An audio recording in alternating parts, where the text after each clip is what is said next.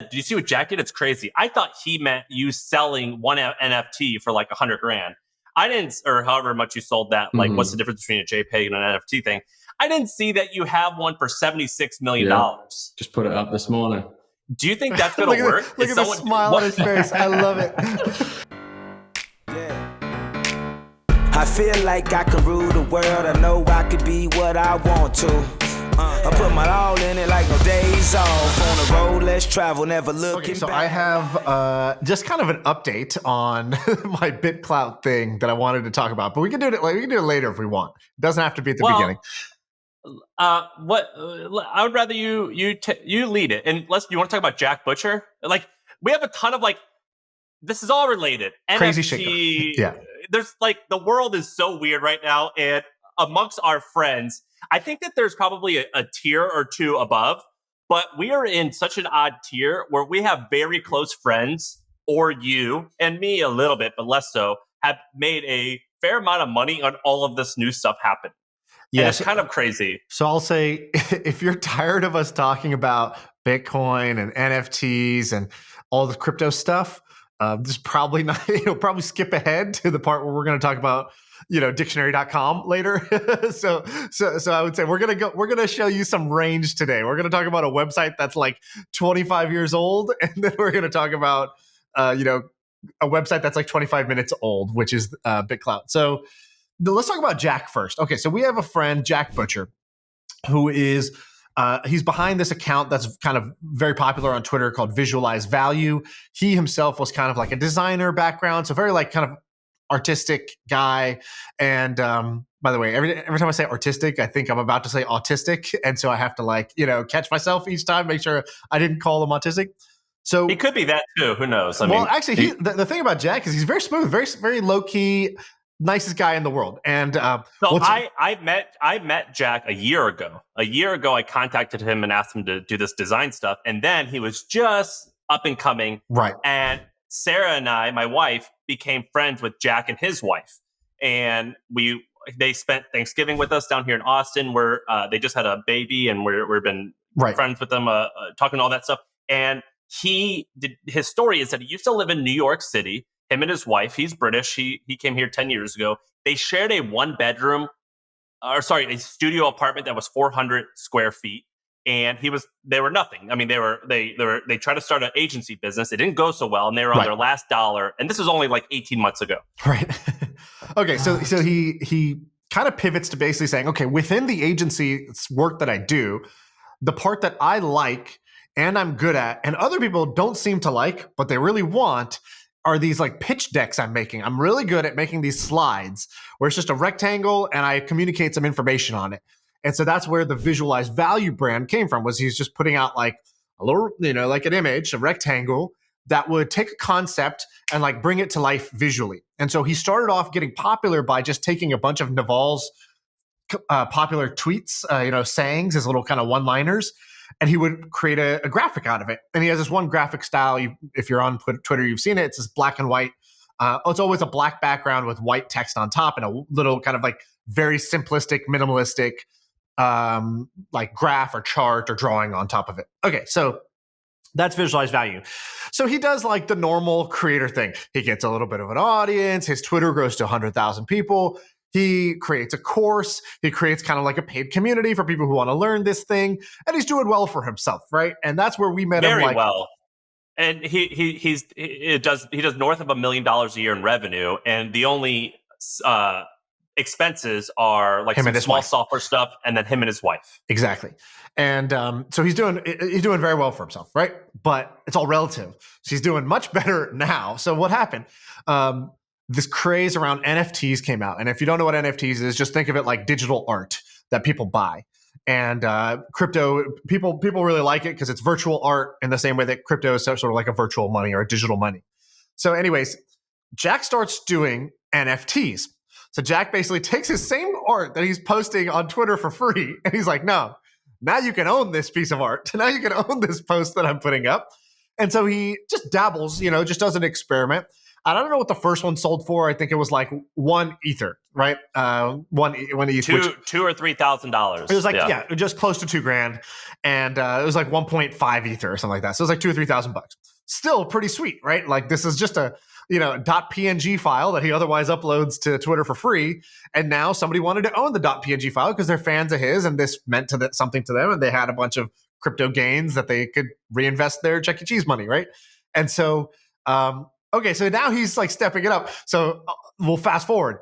He does some more NFTs. He releases another NFT. This one gets bid up and gets bought for 33 ETH, which is, I think, something like, what is 33 ETH? 33 ETH times like 70 grand. It's like 70 grand. So he sells one of his images for 70 grand.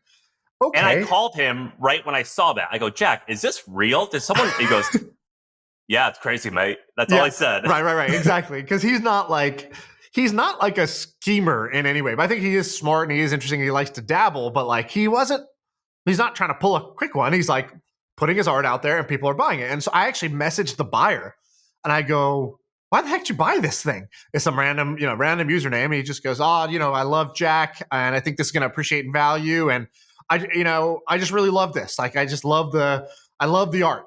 And I was like, wow, okay, fantastic. So that's the guy who bought it for 70 grand. So then he did something even crazier, which I'm talking about the packs. Do you know the packs? Yeah. So to explain that one.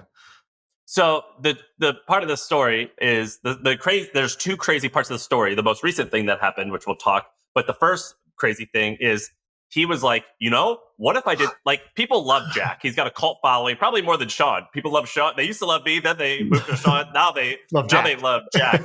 And what he did was he created a website where you were buying a pack. He had 12 packs. All it said was pack 1, pack 2, pack 3. It looked like imagine like a baseball card, but with a Jack Butcher cover on it. It was just black and it said visualize value pack 1. Right. And you would buy these packs having no idea what the NFT art was in it. Right. He had 12 of them and people were bidding on them. And each one sold for around $10,000 to $15,000, which is, I thought, amazing. Right. Until we get to the final part of the story, or at least the most recent part of the story. Exactly. So he gets to today. I log on to Twitter as I do first thing in the morning. What's going on in the world today? Holy shit. Jack Butcher has listed a new piece of art for $76 million. Something like that. What is it? What's the exact number? 72, 76 million. He basically, and it's called Fame. And what he did was the highest priced NFT thus far in the history of mankind was Beeple, the artist Beeple, who's like Jack, but even more popular. So Beeple had done a few drops. Those drops were like kind of in the 1 to 5 million range-ish. And then the most popular NFT of all time was sold for $69 million recently.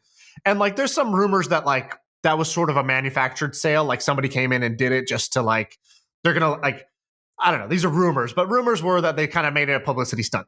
So anyways, Jack basically says, cool. This is a NFT called Fame. And what Fame is it will be the number one priced piece of artwork, a digital artwork in the world. Right? So he prices it above the Beeple drop. I wasn't referring to this. I was referring to what he did last. I didn't even see this. This is crazy. This is today. Last week, what he did was he wrote he did an NFT, and it says, "Here's the difference between a JPEG and an NFT," and it just had a verified. He basically made a tweet, and then he sold that tweet for like $150,000. Right. Which I thought was crazy. This is way crazier. Yeah. Because it's crazier because it might work. Exactly. So let's walk through this if you're Jack. Why? I'll tell you why do this and why it might actually work. Why do this? Well, if nothing else, this is just a great way to drive attention, press, and just do something that's bold, right? So pricing a piece of your artwork for $77 million. It doesn't even matter if somebody buys it. Just pricing it for $77 million is already going to put you on the map. The second thing is this might be let's say take the three outcomes. Somebody actually buys it for $77 million, right? There's been CryptoPunks now. The number one CryptoPunk sold for, Brady, look this up. How much did the top CryptoPunk sell for? I think it was like $7 million, something like that. Beeple sold for $69 million. So there is a chance, there is a maybe 5%, 2% chance that this thing actually sells for $77 million, which would be incredible. Second thing, this might be a shoot for the stars, you land on the moon situation. The CryptoPunk sold for $7.5 million. And the guy who bought it, by the way, this is kind of cool. I don't know how you pronounce this, but the person who bought it, his handle is Perugia or Pervugia. I don't know what it is. I'm not in the art world, but that's the same. That's an homage, basically. That's the same name of the guy who stole the Mona Lisa, which is what helped catapult the Mona Lisa to fame, was when it was stolen. And that was like part of what made the Mona Lisa even more remarkable and more valuable, and now the most valuable piece of artwork in the world. By the way, great usage of the word homage. Yeah, thank you. Good job. We're trying to class it up right here. So, all right. So he might not sell it for $77 million, but even if it sells for $1.7 million, that's $1.7 million that he just, manufactured through his own creativity and in probably, I would bet you, like 4 days of effort. I have chills looking at this tweet that he put out. The reason why this is so crazy is it might work. Someone might be crazy enough to do this. Right. He basically has a no-loss situation. And because Jack's brand because he is authentic, he is not kind of like a, quick flash in the pan, trying to make a quick dollar. Like, he's literally almost like, he's more of an artist really than he is like anything else. And so he's been doing this for a while. He's been creating daily content. He's been building up a following. And so just like people did a new piece of art every day for 10 years. And so it's like, he's an overnight success 10 years in the making.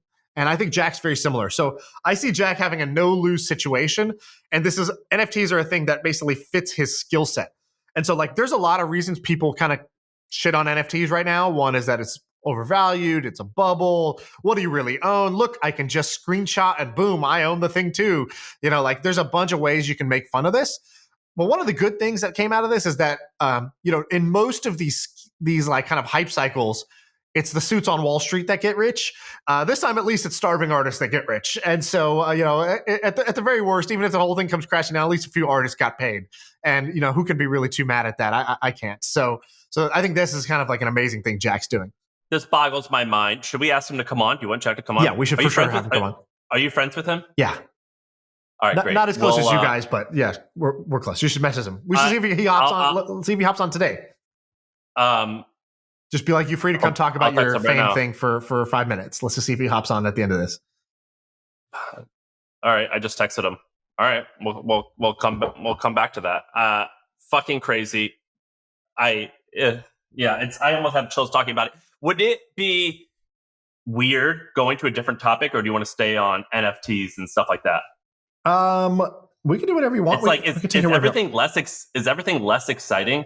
Well, I think it's going to go two ways. It's going to be, if I'm listening to this, and most people who are listening to this are kind of like not as knee deep into this world as we are, and we're still like just kind of dabbling. And so the average person is probably not, familiar with all these things, definitely not taking action, and definitely not getting rich all these things. So I think it's going to be kind of polarizing. Some people are going to think, oh, wow, this is really cool. I should go check this out and learn more about this. Some people are going to be like, this is so stupid. I think this is all just like, a giant carnival game that, some kind of Ponzi scheme that I don't want to hear more about. So I don't know. It's probably pretty polarizing. Let me move. Let's do a different one. And we'll only spend about 10 minutes on it, and then we're probably going to come back to this. All right, I actually want to come back to this. I want to come back to BitCloud. I want to come back to angel investing. Okay. Okay. But someone... I tweeted out that I'm going to start a YouTube channel, and someone said, you should talk about your research process. And that's a really hard thing to talk about. But I want to bring up one topic of my research process, as well as one interesting thing that I found. So what I like to do is I like to find out who is buying different parts of real estate or different real estate. So I go to therealdeal.com, and there's this one segment called Yolanda Says. It's like this fake author named Yolanda. He goes, I heard a rumor that this person's buying a house. The owner is this, and this. Yolanda hears that they're going to offer this much money. I have no idea. Yolanda's a fake person, but it's just like a blog it's and a rumor website. Gossip blog, yeah. For real estate. Mostly in New York and LA, though. So they're kind of famous people doing it. And what I love to do is find out who's buying the real estate, and then I go and research them. And the reason why is one of the best ways to figure out if someone's actually wealthy or not is by the real estate holdings that they own. That's one of the few things that it's really hard to fake. I mean, you could fake it, but if someone has bought a $20 million home, the likelihood that they're worth $100 million plus is incredibly high. it's hard to like bullshit that. Right. And so real estate holdings is one of the best way to get an indicator of someone's wealth, or it's a great way, not the best way, but it's a great way. And I found one that interested me a ton. This guy's name was Brian Carringer, and he bought a house in Malibu in 2019 for $20 million. I hadn't heard of Brian. I know a lot of internet entrepreneurs.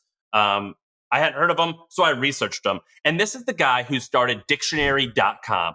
Kind of a crazy thing when you think about it, because who really thinks of dictionary.com? So in the 1990s, this guy started, in 1995, he started a business called Lexico Publishing. And Lexico Publishing owned thesaurus.com and dictionary.com. And he bootstrapped it and he grew it and he sold it in 2005 to IAC for $100 million. And then 2 years ago, IAC sold dictionary.com to Dan Gilbert. You know Dan Gilbert of Quicken Loans? Yep. He sold dictionary.com they sold dictionary.com for $100 million. So they didn't do a very good job with it. But dictionary.com gets around dictionary.com and thesaurus.com gets around 40 million uniques a month and does about 20 million in revenue. And they have barely any employees. I believe dozens of employees. It's incredibly fascinating because this is what I call how do they make money? It's just AdSense, or is there something else? Just ads. Okay. All it is ads. And it's an incredibly interesting company because it's one of the things that I call I call it a forgotten property, like just things that you forget that even exist, but just quietly make money and are quite repeatable. They're not like necessarily sexy. It's like the sweaty startup of internet. If sweaty startup means a landscaping business, this is kind of like that for the internet. Sure. But they've done a really good job of staying relevant. So they do a word of the day, which people like particularly love. Like it's a huge email list of you just get the word of the day. They also do a word of a year, word of the year. So when Donald Trump was president in 2016, I think the word of the year was xenophobic because a lot of people were searching what xenophobic means. Right. This past year in 2020, it was pandemic, and it's almost like a recap of the year, and it's actually kind of culturally relevant. And also, what they do is when someone like Kendall Jenner or Kylie Jenner, whatever the woman is who is quote self-made, they'll do funny stuff like they'll retweet a tweet of her calling herself self-made, and they'll say actually the definition of self-made is success unaided or something like that. They're pretty snarky. I find this to be incredibly interesting because it's something I didn't think about, and that's what it is. Kind of cool. Man, you went from 100 to 0 real quick there at the end. Yeah. Okay, so we actually had a friend who was looking at buying dictionary.com. Do you know about this? No. We had a friend that was looking at buying dictionary.com and merging it with another business. I can't remember the name of it now. UrbanDictionary.com is another big one. That one gets about 40 or 50 million uniques a month. And Crazy. Who owns that? Wait, just a guy in San Francisco. Aaron Peckham. So there's a similar, I know you wrote another one on here that's similar to me, which is chess.com. And so I don't know as much about it as you do, so fill in the gaps. But I was looking at it. I was like, oh, man, chess.com is a great domain. Chess is this kind of like very quiet, just like super sticky, just relevant. It's a classic game, right? It's just been relevant for so long. And then with Queen's Gambit, it got like way more popular recently. There's all these crazy charts spiking the trends of people searching for chess boards, how to get good at chess. Like, what is Queen's Gambit? How do you do a Queen's Gambit? All those things. And so if chess.com, they have 200 employees. I bet you it's worth, if you told me, I heard a rumor they're thinking about selling, and I would bet it'd be worth $250 million. Exactly. That's what I was going to say. They have a huge amount of traffic. What's their traffic monthly? It's I'll look it up, but they have around 50 million registered users. Right. And they're not just like, it's not flyby traffic like dictionary.com, thesaurus.com. They're going to have a lot more traffic, but it's going to be flyby, 200 million monthly uniques, according to SimilarWeb, most of which is direct. Incredible, right? And so 200 million. They make money way more, though. Do you know how they make money? No, I can guess. Tell me if I'm right. So I would guess that basically they sell some kind of course, tutorial, a way to get better at chess. Do they do that? Yeah, and so you can meet with coaches and you can pay coaches money. Right. Do they also have some kind of like premium pro membership where you get matched with better people and your stats get saved and something like that? Yep. Yep. Okay. So dead simple business model around a classic game that nobody owns the IP to, right? It's not like saying Monopoly. Well, you can't do Monopoly. Somebody owns Monopoly. I don't know who, Hasbro or whoever owns Monopoly. You can do it with chess. And this is one of the reasons why we talked about religion as a really interesting fundamental or like base layer for any business, because nobody owns religion, but it's a highly recognized brand with super high affinity. So I love businesses that are, like Pray, the app that's, basically calm for Christianity, or there's versions of this for the Muslim religion. And so I love religion as one of the primary substrates because you have a billion people who know about it, but nobody owns the IP, so you can use the IP. And so what was our friend going to do? Who I wonder who our friend is. So I don't remember exactly, and I don't know how much we can really talk about it, but they were going to basically buy two properties at the same time, dictionary.com and one other one, because they were like, look, dictionary.com gets a ton of traffic, but it's not so sticky of a service. It doesn't really have a great monetization potential. It's just display ads. And then this other thing is a great business model and has has great stickiness. Maybe we merge the two. Like, here's a hypothetical. I don't know if this is exactly what they said, but if you're Grammarly, would you go buy dictionary.com and thesaurus, right? Because you're going to go get 50, 60 million people coming to look up words and find out what words mean. And you could say, hey, by the way, if you ever feel like you want to sharpen up with this, maybe you should install Grammarly, which is a great way to write, choose better vocab, write in perfect grammar, and become a better writer, right? Like, they have a business model attached to it that makes sense. And so I wonder if there were other things like that. Maybe. If I was Grammarly, I would maybe buy dictionary.com. I just thought it was interesting because you don't really think about this. Another one that I'm going to do research on is easygif.com. Do you know that? I know that one. Yes. I have a Slack channel called Buyouts in my Slack. And I just have my Slack with Ben. And we have a Slack called Buyouts, which is basically company websites that I think would be awesome to buy. EasyGIF was the first one I ever put in that channel because I was like, oh my God, I love this. I love this simple tool that gets a ton of traffic. It's zero to no maintenance, and it makes money. Remove.bg is another one like that, where you can just remove the background of a photo and then you pay for credits. So it's like you don't need to know Photoshop to remove the background of a photo. And I just think that's genius. So easygif.com, it's the letters E, the letters Z, and then GIF.com. 8 million uniques a month. You go there and you upload a video and it turns it into a GIF. I was doing research on it. It looks like it's only one, a small team, a couple people, made in Latvia. Latvia, so overseas. Here's two other intriguing things. If I'm dictionary.com, one thing that they should do is they should take a page out of the New York Times playbook. So I don't know if you probably have, because you're in media, you care about this stuff, but most people aren't aware of how the New York Times really makes money, what its business looks like today. And a pretty large part of their business, I haven't done the research because it's off the top of my head, but a very large, tens of millions of dollars a year, I believe, comes from their games division. Particularly one game. Crossword. And so I play this game every single day, the New York Times mini crossword. It is literally a 2-minute game that like kind of stimulates the brain, and it's fun to do, and it requires like no kind of hand-eye coordination type of thing. And you can't get super addicted to it because it's like one a day. So the mini crossword is like they took the crossword, which is a big part of the papers. Okay, now the paper's all digital. How do we make a digital version of the crossword? And then they made it mini so that it's actually like simpler for the average person to do. You can like pretty much always win. And super fun game. And so I don't know do you have the revenue numbers of crossword and the games division? I'm looking it up. So keep on going. So if I'm dictionary.com, that's, whoever's the CEO of dictionary.com, hey, free idea that I think would generate probably $8 to $10 million a year. You should come out with take all these popular games like Word Scramble or Mini Crossword or, all these different little word puzzle games that are very popular in the App Store. And they have trouble with distribution. Good games, trouble with distribution. All you need to do is reskin that as the dictionary.com game and put it as a pop-up for people coming to the site to, hey, download this fun game.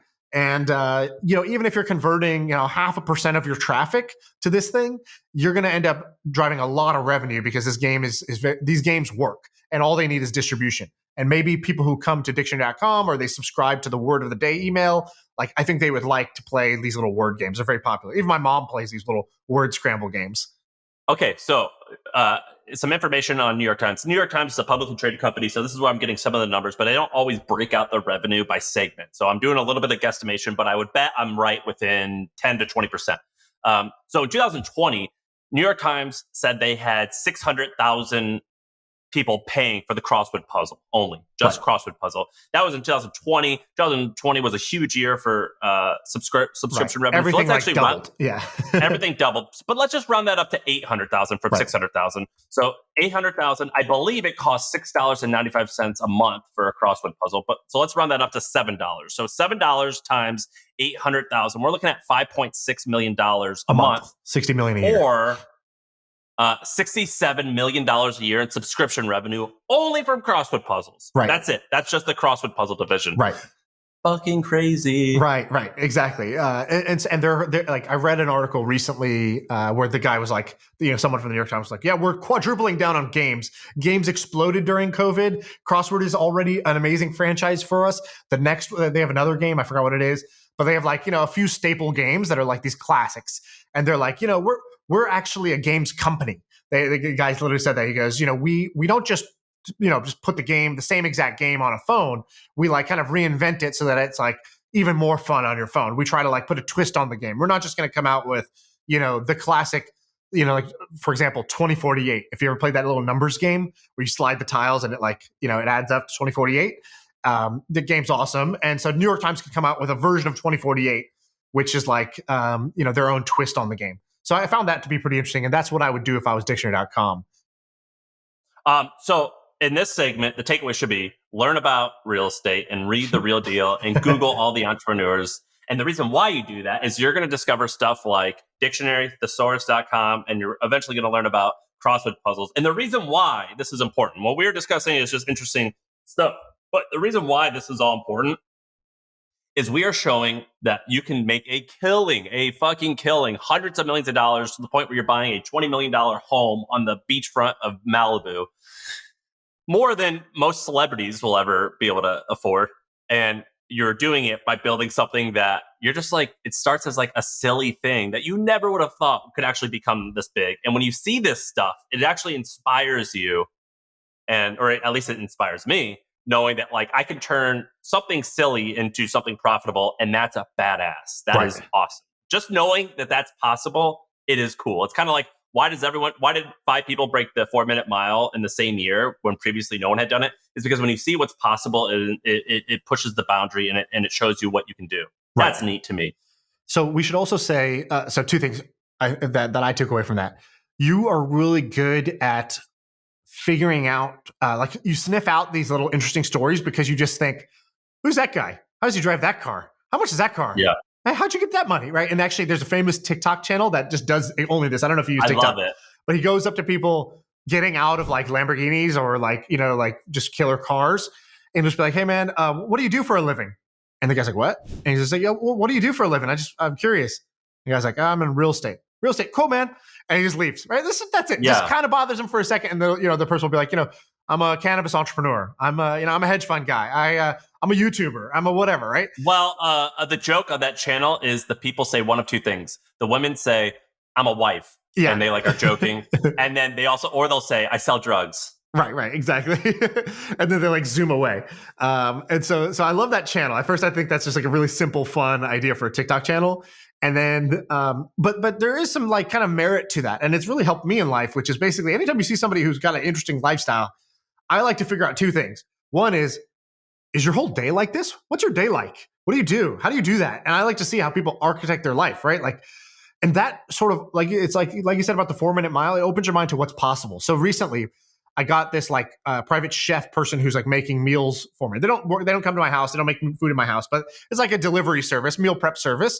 But let's call it a private chef, right? Because it's not DoorDash. It's somebody who's giving me a menu or giving feedback. Yeah, you're doing the same because I'm doing it, trying to be fit. You're trying to do this for the same reason. You want to eat healthier. And hey, if you can afford it, that's a convenient way to do it, right? Where you got the P word, privilege, to be able to do it. And so the reason I think that's even possible or realized that was because the investor in my last company, he had a private chef that was like a former Michelin star chef at a restaurant. This guy, Elgin, amazing chef, who was like, would be at his house and he would make, lunch and dinner for them every single night. And I was like, whoa, I didn't even realize people have that. And it's not that, I want that, but I didn't even realize that's a possibility of a lifestyle that you could have. It is a upgraded part of your life. And so there's all these little examples I've had in my life of like I have a cousin who has like a virtual assistant in the Philippines. And I asked him, what do you do with that? How do you set it up? How did you find the right person, right? Just get real curious about different people's lifestyles and how they architect, how they design their life. And you can pick and choose from there what works for you, what you want out of your life. The second thing is, why did the guy behind dictionary.com like make it work, right? Because it's like kind of a simple idea. Well, he was early to a platform, right? So to get the domain dictionary.com, you couldn't do that today, but you could do it when the web was early and not everybody believed, which is a perfect segue back to BitClout, new platforms. Which, by the way, speaking of BitClout, I texted Jack while we were talking. He's going to be joining any second now. Oh, perfect.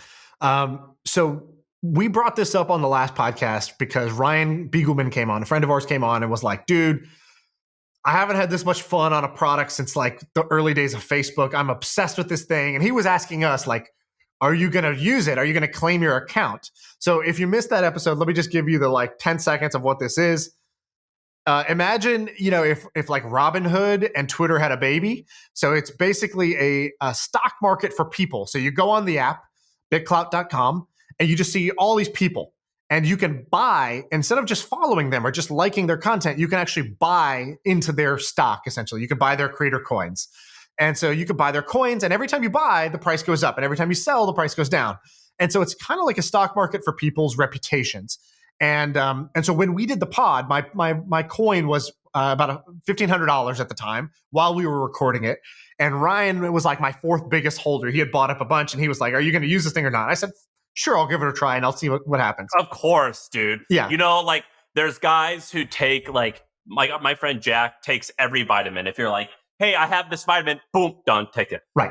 Like he takes every vitamin, or he takes every type of supplement you could ever. You are like that with Bitcoin or any type of like, this isn't bad, but like schemes. Yes. So it's like, hey, there's this thing called the BitCloud.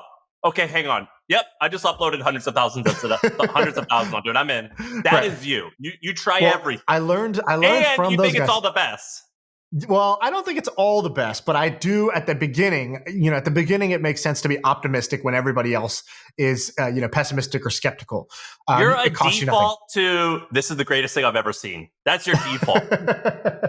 No. My default is I'm game to try it, and then if it starts to have some merit, I'm like, okay, you know what's really cool about this? X, Y, and Z. Even if A, B, and C suck. But that's not how people perceive it. I had people message me after our thing saying like, why the hell is Shaan pumping this BitCloud thing? It's a Ponzi scheme. And I was like, I don't know. He likes it. That's his opinion. He likes it. But they were mad at me because we were promoting this. And I was like, I don't know. So let me explain. So we have two friends. So one of your best buddies is Jack Smith.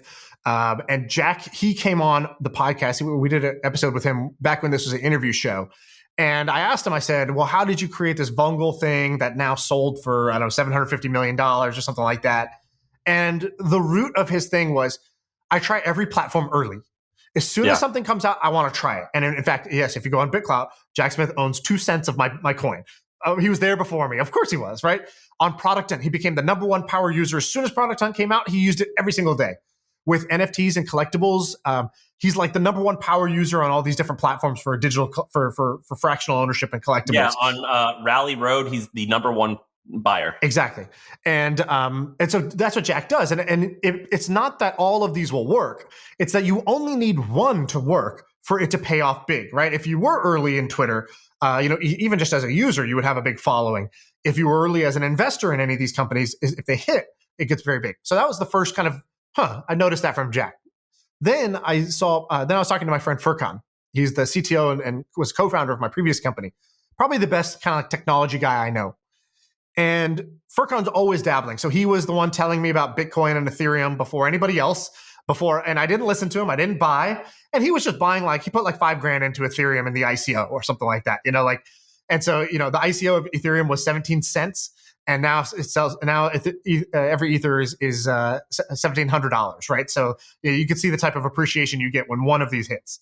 And he's had, for every one Ether that hits big like that, he has, maybe 50 or 100 things that don't fully pan out. Like, for example, he's huge on VR. he bought me an Oculus and was like, dude, let's play VR poker together. Let's try VR. And like VR hasn't hit in a big way yet. And he spent, thousands of dollars on VR. He spends, hundreds of hours building in VR. And so far that's yielded nothing. But I asked him, what's your deal with this? Is it because am I dumb? I don't think VR is big. You seem to be all over it. He goes, no. What I do is anytime there's an interesting technology, I'm just curious about it. And therefore, I'm like in the first 10,000 people that really understand every new technology. And he's like, because of that, one of those technologies is going to be big. So right now, for example, he's super into vertical farming and like hydroponic farming. And he's just like all about indoor farming, all about vertical farming. And like, so we have this 1 hour a week called the cool shit hour, where I just sit back on Zoom and he just kind of shows me the cool shit he's been trying out this week. And this week was all about vertical farming and it blew my mind. I didn't know anything about it. And he was telling me all the reasons it's awesome. Why is this just not an episode that we do? It really should be, because it's so good. It's kind of my edge right now because he tells me about shit and then I go take action on it. And like, he's even earlier than me, so he gets more upside. But I'm still very early just by being buddies with this guy. So anyways, that's a long way of saying it in technology, it pays to be optimistic. It pays to be an early adopter. If you're willing to look stupid sometimes by putting some time or money into things that fail, you will net out way, way ahead just by being early into a bunch of interesting things. At the very least, you learn. But at the most, one of these hits, and then you gain a bunch of you build a big network there, or you make a bunch of money because you invested in it. So anyways, that's my overall philosophy. I totally see the people who are like, BitClout is dumb. This is a scam. This is a sham. This is, this will never work. Hey, I think there's merits to all those arguments. But from my opinion, I just thought this sounds interesting, sounds very different than anything else that's out there. I tried it and I immediately liked it. So the first 24 hours I was hooked. By the second 24 hours, I had put $100,000 into the platform. Don't tell my wife. So right now, my that's a lot of money. $100,000 it's a lot of money. Yeah. So let me tell you why. It is a lot of money. Your thing right now, my thing is my market cap on here is goes 170 to 200,000. I sold some of my stuff, and a guy wired or sent me money on Coinbase, $10,000. Right. I'm like, I think this is silly, but like, I told you this is silly, and you're still going to give me money. Okay, fine, I'll take it. I sold some of mine. Yeah, you sold some of yours. I have not sold any of mine. And instead, I actually invested money into the platform or bought a bunch of people's coins, including yours. And so I own a bunch of coins for all these different people that I think might appreciate. And so I would say there is still in the long run, this working in the long run, I think there's like a less than 2% chance this works in the long run. If it does work, my $100,000 is going to be worth tens of millions of dollars. But that's the long run. 2% case. Okay.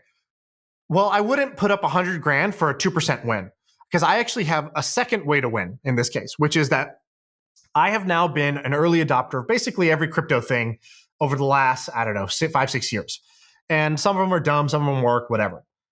And what I've seen is that anytime a kind of new, exciting, disruptive idea comes out, whether it's ICOs or NFTs or whatever, pick your favorite acronym, there's like a hype cycle that takes place.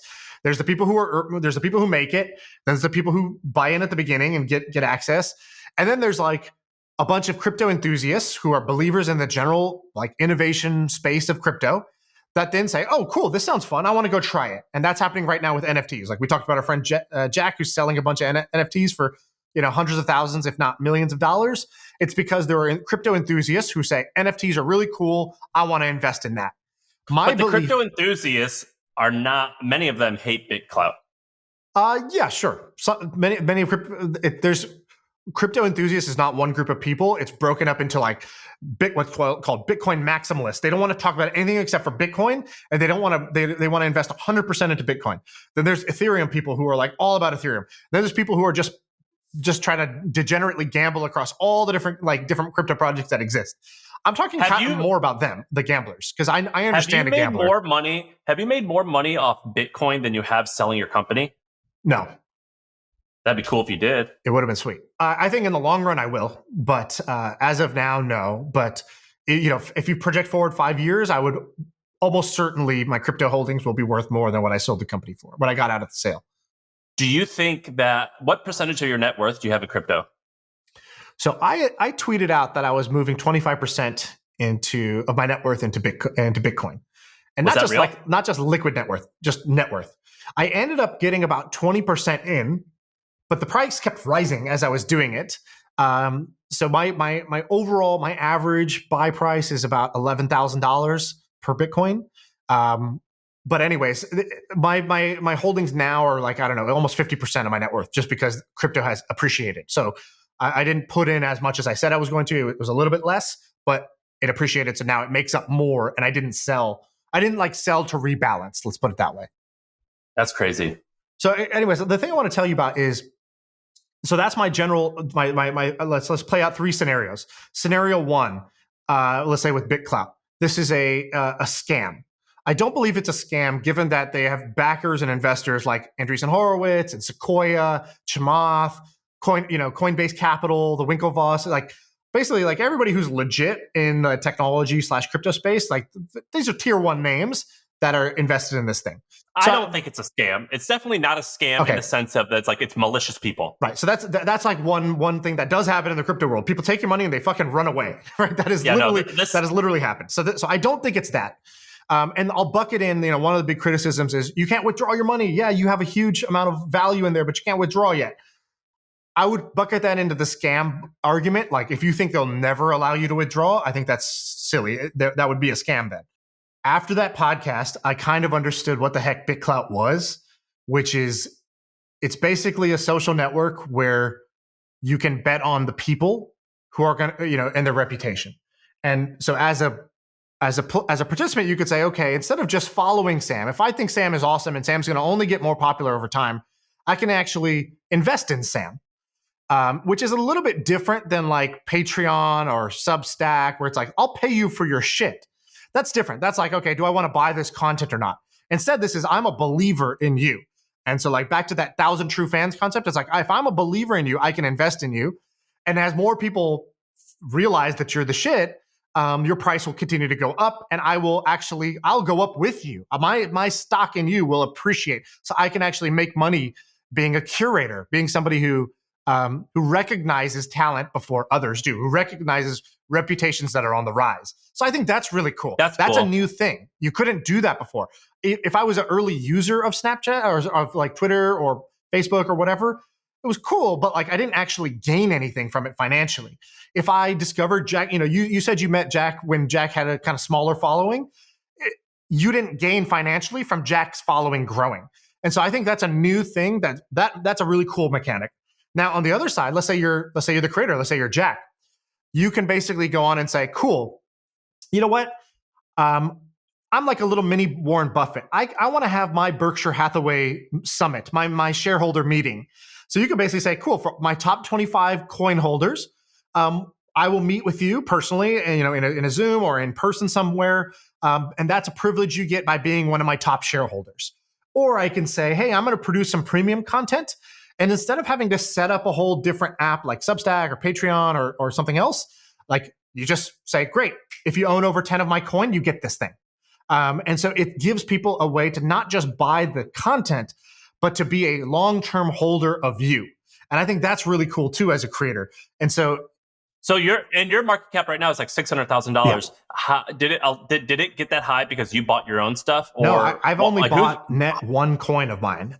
So why are people buying you, or how are they even hearing about it? Well, they heard about it on the pod, I think. So I think that was one thing. But then otherwise, there's just people hearing about BitClout because a whole bunch of people joined, right? So even just in our little network, right?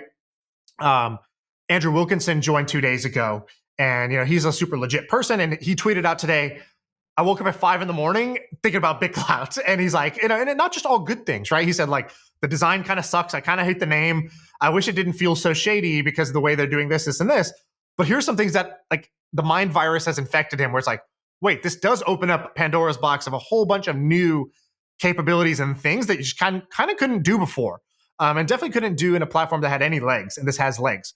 About $170 million has been deposited onto this. Most of that is from their institutional backers like Andreessen Horowitz and Sequoia and those other guys. But the rest has been, maybe $8 to $10 million has come in from users who are buying into the platform. The CTO of HubSpot, Dharmesh, he's on there every day. Me and him are chatting on there all the time because he's posting like, you know, he's a daily user of this thing because I think it's a cool new technology, cool app, and he's playing with it. He bought my stock. Exactly. And so I've had a lot of fun basically speculating on people, buying a bunch of people's coins, and I think those people are awesome or undervalued. So for example, I'll give you an example. I saw this guy on BitClout and he was posting a bunch of analysis. So he's like exploring the blockchain, and he says, look, because this is built on the blockchain, it's all public. You know, if I go to Facebook, I can't tell you how many daily active users Facebook has. They have to disclose that information for me to know it. But with things built on the blockchain, you just see it. And so, this guy's posting like, look, here's how many new people signed up today. Here's how many posts there've been. And so you can see like how much engagement this thing has, or if it starts to fade, you'll be able to see it fade. So I bought a fuck ton of this guy's coin. I bought $10,000 of this analyst coin because this guy was super low priced because nobody knows who the heck this guy is. But I knew that if there are people who are power users of the platform, they're enthusiastic about BitClout, they're going to love all the information, the 24/7 news cycle about BitClout. They're going to love this guy's analysis because it's not easy to do. It's not easy to go on the blockchain and figure this stuff out. So I thought, if this guy's going to put reports up every day, he's going to get popular. And so already I've doubled my money on this guy just because I was able to like have a strategy, have a skilled gamble, is what I'll call it, right? Same reason I love poker, same reason I like investing in startups and the stock market is because there is definitely this like deep itch it scratches of like trying to put in money and triple it and make more money, combined with some skill. There is a strategy to it. It's not just a slot machine where you just pull the lever and you hope for the best. So for whatever reason, for some combination of reasons, this shit is so addictive to me. And maybe this will fade. I'm only 3 or 4 days in. But man, I've used the hell out of this thing in 3 or 4 days. And I don't know what's going to happen. I've only known it for 3 or 4 days, but my life, this is my vocation. I found it. That's what I hear from you. Well, you hear what you want to hear. I didn't say that. What I said was, I've had an amazing 3 or 4 days, and this might fade. But I view it as a kind of an asymmetric bet. If this fails, I lose 1 times my money. If this succeeds, I'm going to make more than 10 times my money. And so that's why it's a good bet for me. Speaking of betting on people, Jack, we were talking about you earlier. Basically, Shaan, I didn't know. So basically, we gave your background. We said that you and Celia lived in a shitty apartment, a little studio, 450 square foot studio or something like that in Brooklyn. Sam tried to make it sound like Slumdog Millionaire. He was like, they shared one ramen noodle each. And yeah. Jack, was I right? Was it 400 something square feet? 450 in bad neighborhood, Crown Heights, depends, right? Yeah, I mean, it was all right. And basically started an agency. It was only going okay, not going that great. And then like over the last 18, 24 months, you've just knocked it out the park, yada, yada, yada. I didn't realize until Shaan said it. When he said, "Do you see what Jack did? It's crazy." I thought he meant you selling one NFT for like $100,000. I didn't, or however much you sold that. Like, what's the difference between a JPEG and an NFT thing? I didn't see that you have one for $76 million. Yeah, just put it up this morning. Do you think that's going to work? Look at the smile on his face. I love it. Okay, so Jack, can you tell us about the $77 million one? What's the thinking behind that?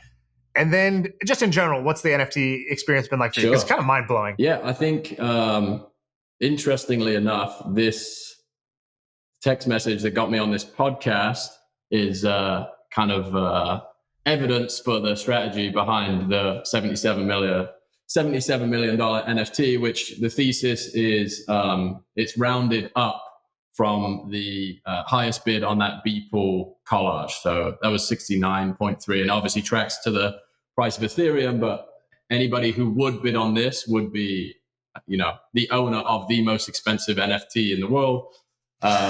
So, part press play, part commentary on the world of NFTs, part artistic statement. I have very, very, very, the idea of that selling is obviously absolutely ludicrous.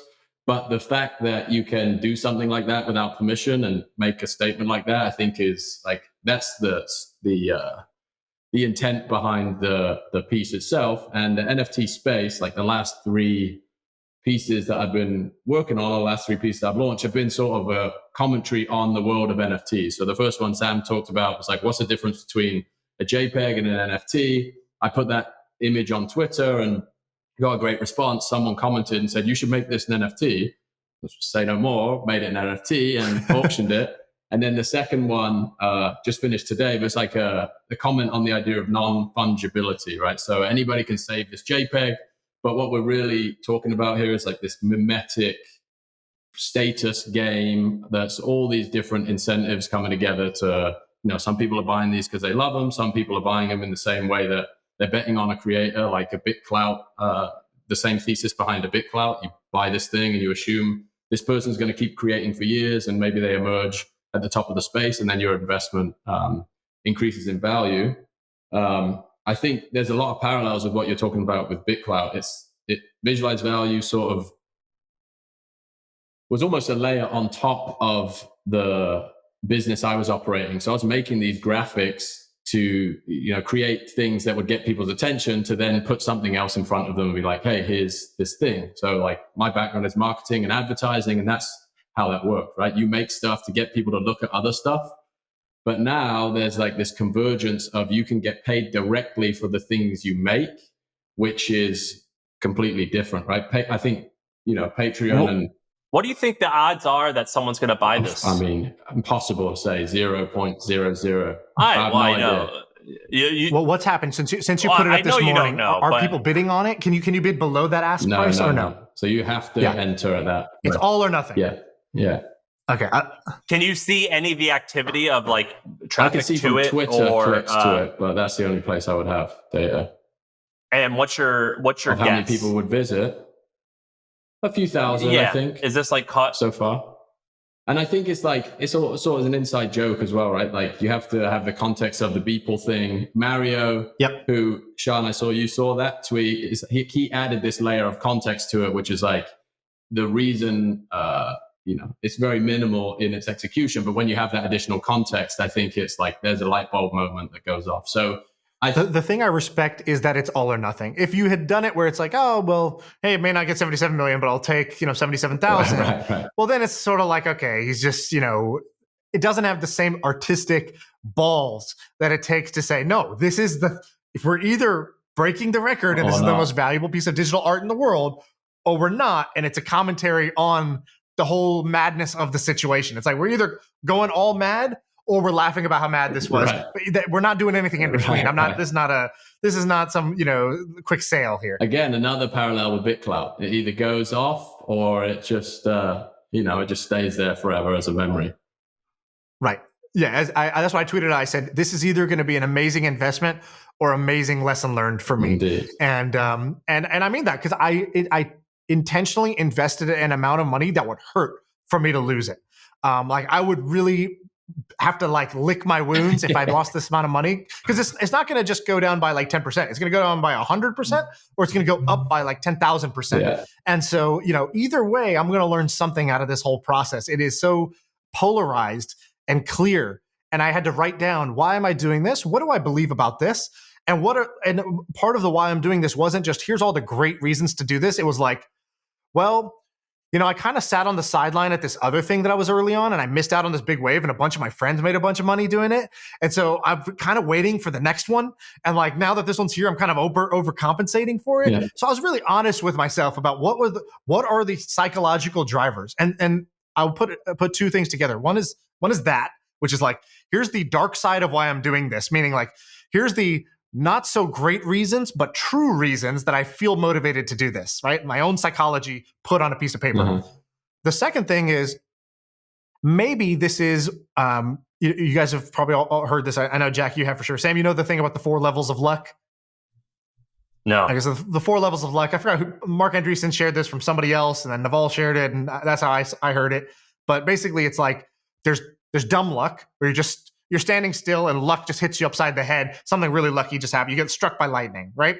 That's just dumb luck. You did nothing and something happened. Then there's the second level, which is you're moving around like crazy and you're doing a bunch of shit. And in doing a bunch of shit, you kick up a bunch of dust, you move a bunch of things around, and actually you have a higher percentage chance of colliding with luck because you were taking so much action, right? And so that's kind of the luck favors the bold, basically. You took a bunch of action, therefore you got more lucky than somebody who didn't. Then there's the third one, which is luck favors the prepared mind, which is you're moving, but you're also looking. And when you see something, you recognized luck before others saw it. And so I would say Jack is a good example of this, which is he had the artistic ability to create really compelling visuals, but he also had the like business brain and like kind of tech savviness and was in the tech world enough to see NFTs as this opportunity that he could marry his two things together and give it a try. And so that's where you recognize luck for what it is. And then the fourth one is reputational luck, which is you have built up such a big reputation that luck finds you. But that's where some great company says, Sam, we would love to have you on board because we've been reading your content for years. You're such an amazing copywriter, and we just think you could really help us out with that. And so boom, luck came to your doorstep. And that's sort of the analogy that Naval gave or whatever was like someone finds a sunken treasure and they come to you because you're known as the world's best scuba diver. So to me, this is like luck level 3 and maybe a little 4, but 3 in that luck favors the prepared mind.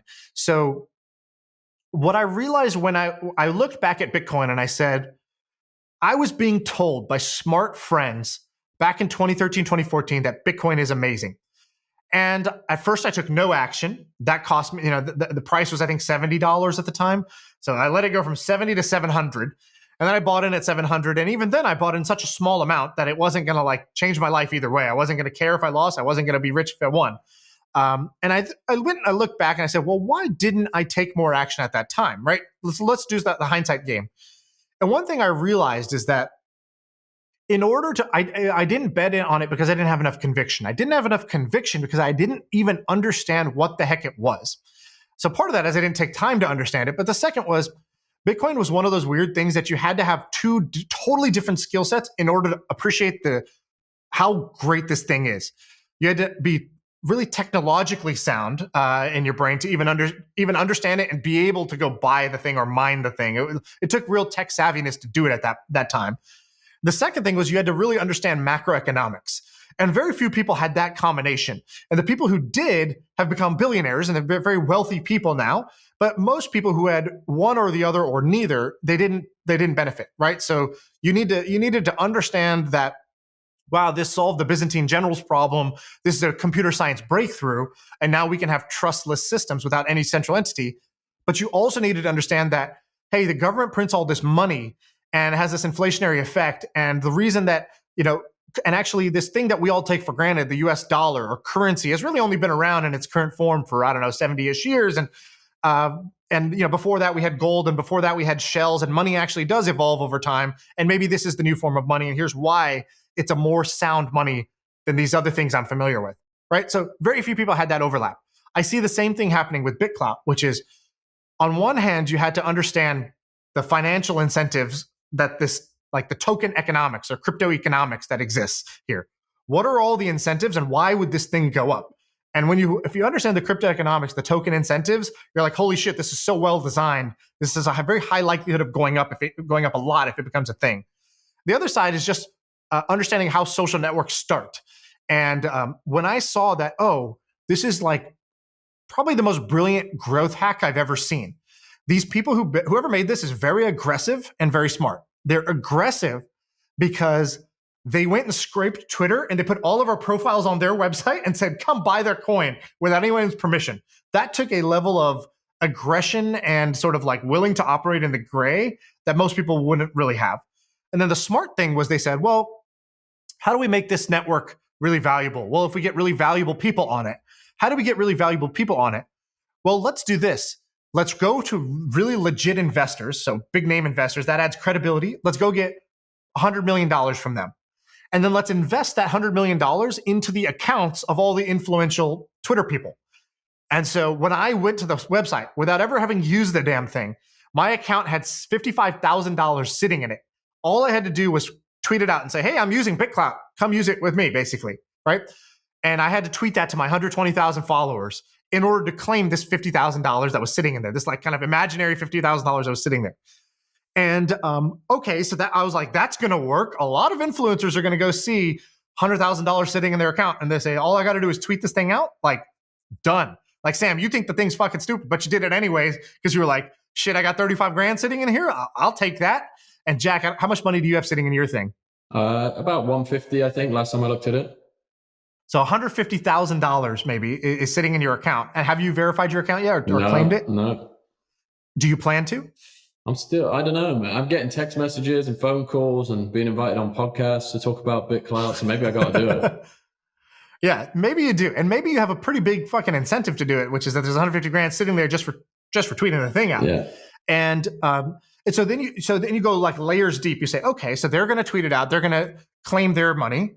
And then they have a big following. So then their people are going to say, oh, if Jack says it, I trust Jack, and Jack is using it, then I should probably use this thing. They go on.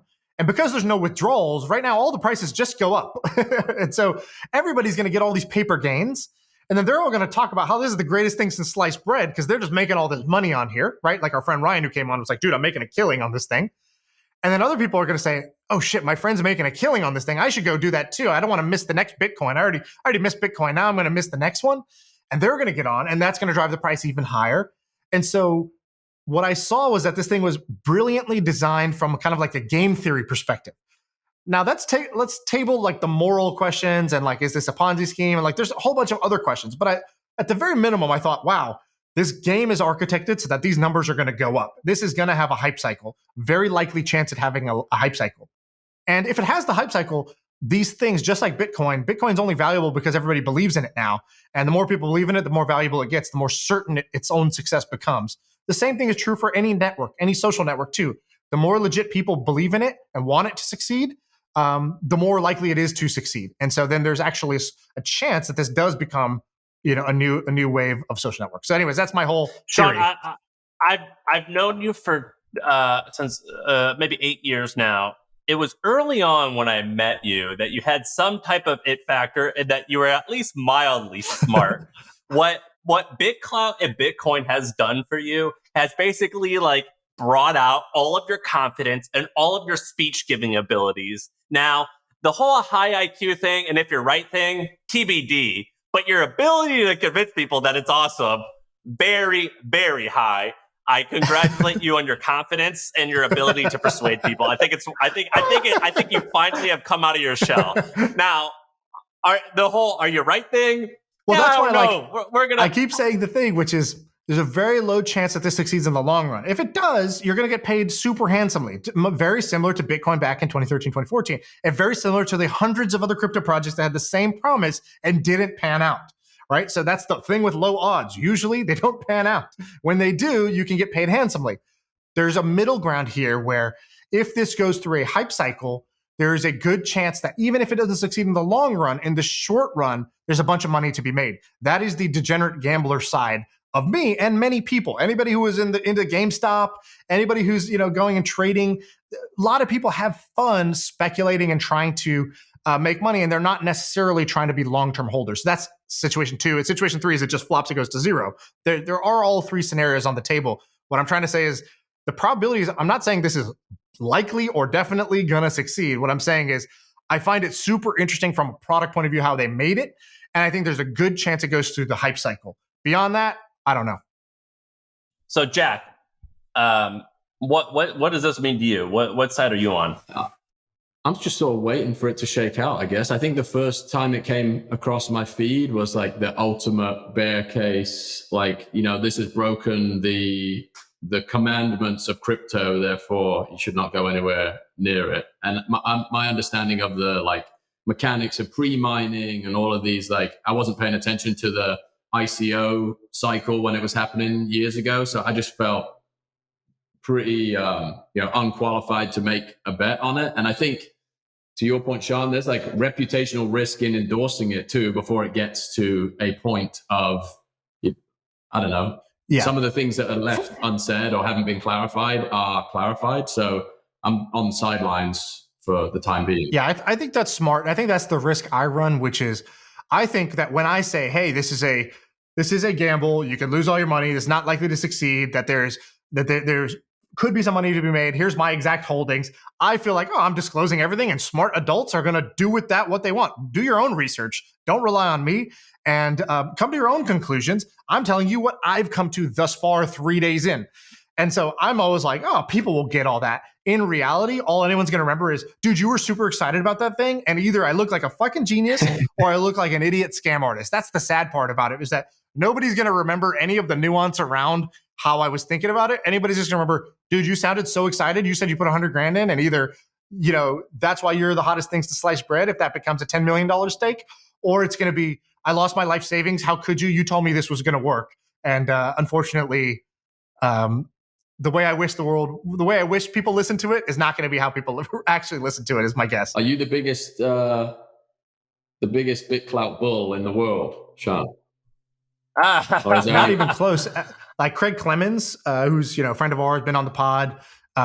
He was on it before us. He's invested, I don't know how much money, but he's like the biggest whale. You go to anyone's account, he owns like the majority of their coin. Like he's like, yeah, I'm bullish. He can speak for himself how he's thinking about the calculated risk, but he's got a huge stake, and I'm envious of how early he was on and how bullish he was early, because it's already he's got a lot of paper gains. Let's put it that way. As far as and then there's of course a bunch of other people, like there's the whale guy. I forgot his name is BitClout whale or something like that. He put $1 million into his own coin, and he also has the biggest kind of like NFT collection out there, I think. That guy he bought he wired me, or I keep saying wired, but he sent me $10,000 in Ethereum for my guy. stuff. So one guy is the guy who's providing secondary market liquidity. That's the guy you worked with. Then there's this guy who basically has the whale coin. It's a community token, a separate thing. He owns $2 million worth of NFT art, and he created a coin that basically says, hey, I collect this art. If you own my coin, you own a part of my art collection.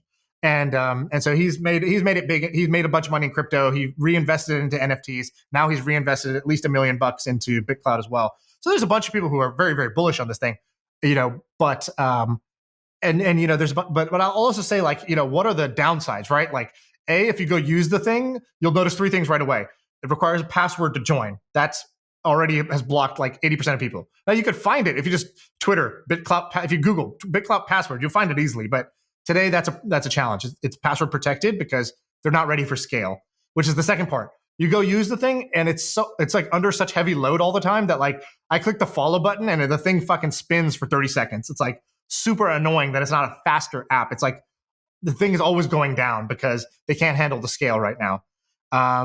Jack, are you going to make more income from NFTs in 2021 than you think you will from your real job or your normal business, rather? Probably. And that nuts? Is that fucking crazy? It's like 3 letters you didn't even know last year. Yeah, it's a different market, man. Different dynamics. Very crazy. Would you say 3 years ago, where were you? Where were you at? What is it now? March.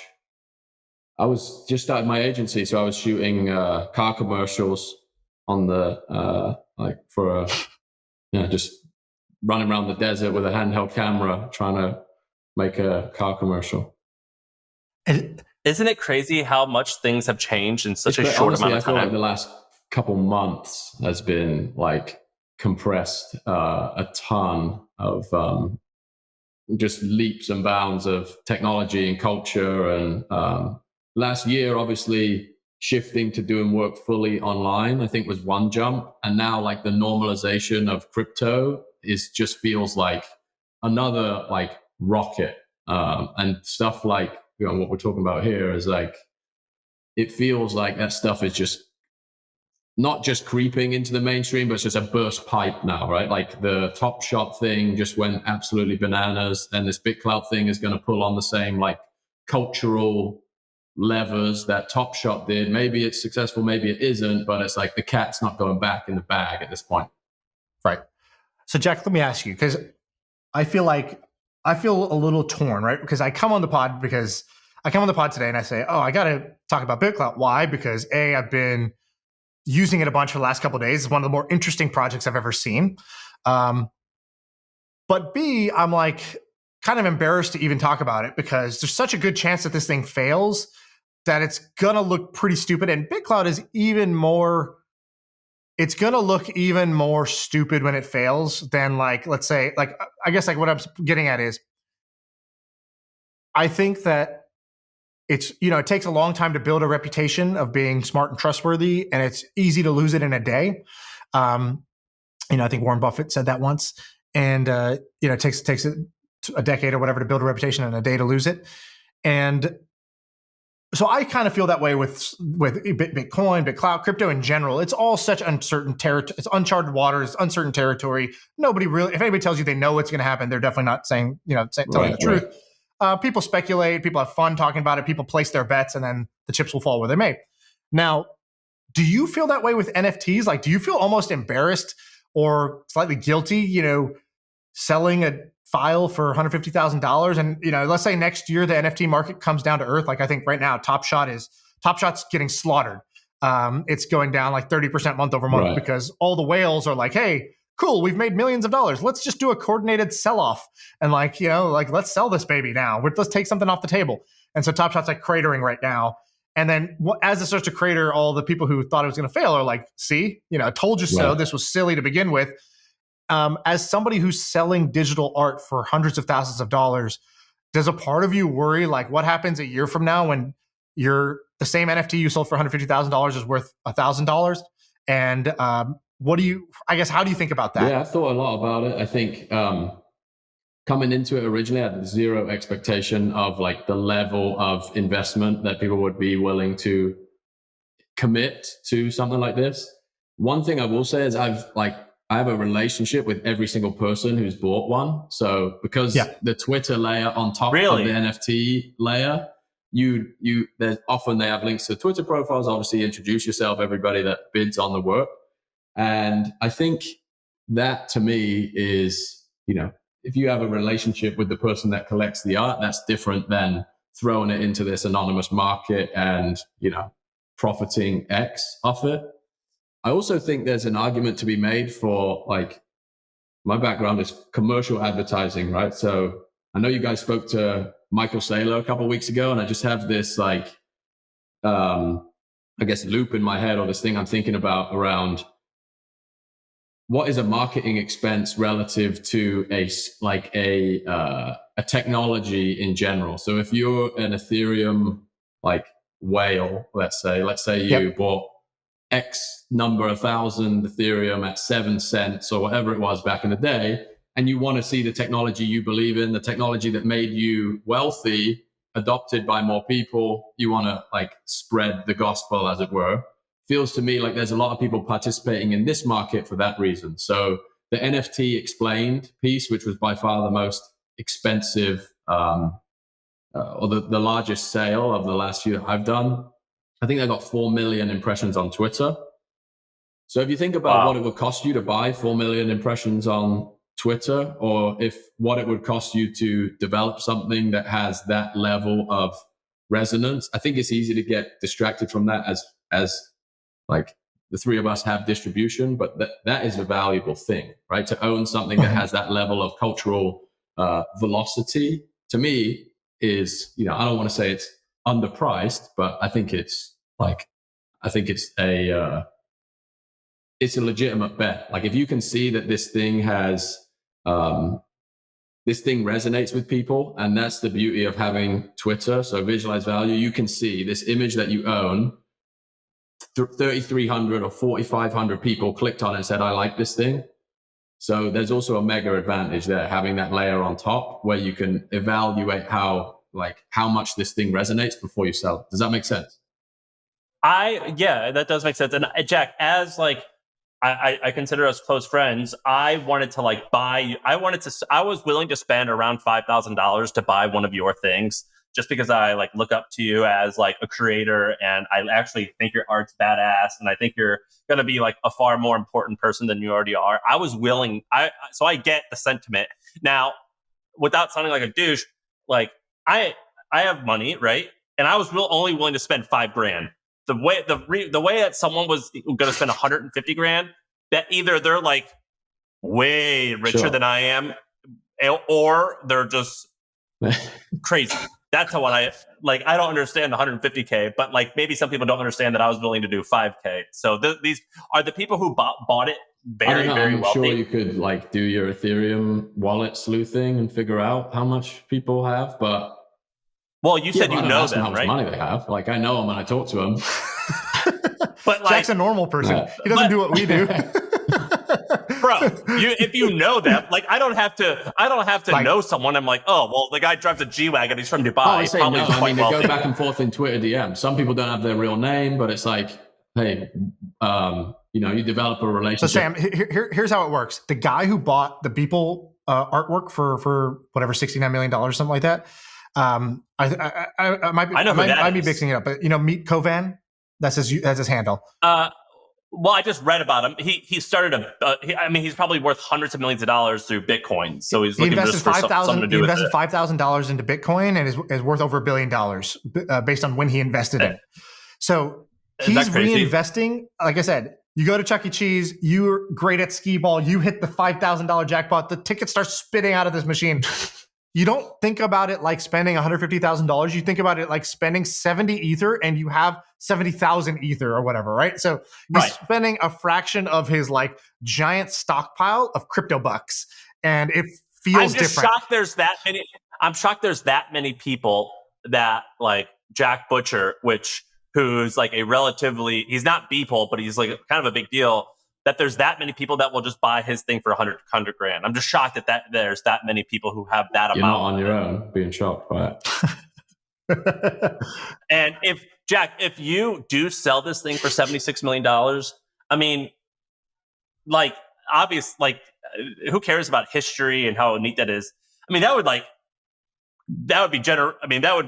the Butcher family would be famous for 5 generations. I mean, that would be the most absurd story that'd be crazy. of all time, perhaps. It would be just so wild and so funny. I hope it works. I kind of, in a way, maybe I actually hope it doesn't work, because you know what they say about people who, you're not exactly this because you've worked hard for it, so it'd be like selling a company for you. But you know what they say about people who like win the lottery, and how like a huge number of them, they end up becoming meth addicts, or they're broke and depressed in 4 years.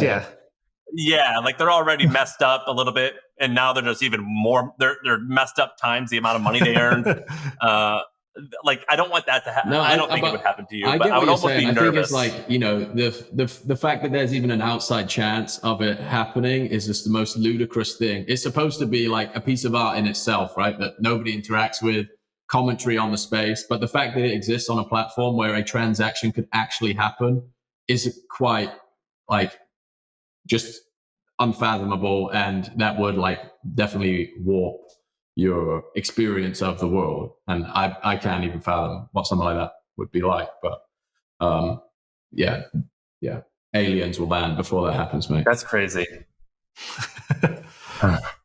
Okay, we should wrap this. I don't know where we go from here, but Jack, thanks for coming on. What a weird. We texted you like 30 minutes ago or 40 minutes ago. You hopped on, so I appreciate that. It was fun. I hope somebody buys the thing. I think that would be fucking amazing. I think it couldn't happen to a better guy. So I think there is a. I hope I get a text that's like, holy shit. And if I get a text today that says holy shit from anybody, I know what has gone down. So I hope it happens. It's hard, dude. Growing a podcast is the hardest thing I've ever done. It's easier to just sell a picture for $77 million than it is to create a top 10 business podcast. I shit you not. It is actually easier to do one than the other. Find out.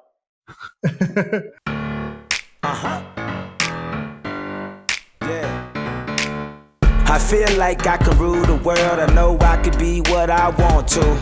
I put my all in it like no days off. On the road, let's travel, never looking back.